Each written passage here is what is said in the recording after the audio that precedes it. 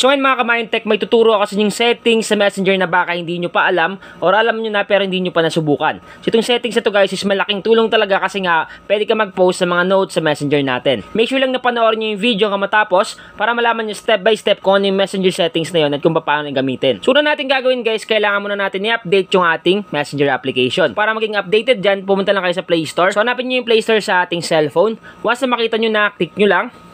Once na maklik nyo na yung Play Store, pumunta naman kayo sa may search bar or search engine sa taas. So, ito yun, click lang natin. Then, i-type lang natin dito yung Messenger. So, type natin, Messenger. Then, search natin.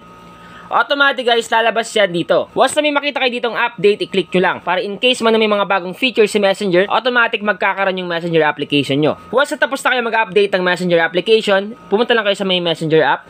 So, click lang natin to Messenger. Once na maklik na natin yung Messenger application, automatic mapupunta tayo sa ating Messenger account. Ngayon, ano nga ba yung settings na sinasabi ko sa inyo sa Messenger na baka hindi nyo pa alam or alam nyo na pero hindi nyo pa na-try? So, ito yun guys, yung notes dito. Kung may mapapansin kayo, dito sa may profile picture natin, sa baba niya nakalagay dito, your note. Okay? So, ano nga ba yung your note dyan? So, ibig sabihin lang, pwede ka maglagay ng mga notes dito sa Messenger. So, explain ko sa inyo guys. So, ang gagawin natin muna, i-click lang natin itong add button dito or plus sign. Itong makikita yung plus sign or add button sa may bandang kaliwa sa taas ng ating profile picture. So, ito yun. Click lang natin yan. Once na maklik mo na, nakalagay dito, share a thought. So, ibig sabihin guys, pwede ka dito mag-share ng mga gusto mong sabihin or halimbawa sa araw na to may paborito kang quotes, gusto mo ilagay dito, gusto mo i-share sa mga friends mo, automatic guys, pag nilagay mo dyan, makikita lahat ng mga friends mo. Nakalagay dito sa baba, friends can see your note for 24 hours. People won't get a notification when you share. Ibig sabihin guys, once na nag-share ka, hindi sila makakatanggap ng notification. Automatic, pag nagbukas sila ng Messenger, makikita nila sa may profile picture mo sa taas, yung notes na nilagay mo dito. So para mas maintindihan yung mga ka-Mindtech, ang gagawin natin, maglagay tayo dito. Kunyari, Mindtech Vlog. So for example lang to guys ito yung gusto ko ilagay na thought dito sa may aking Messenger. Okay? So once na malagay mo na, ang gagawin mo lang, click mo lang tong share.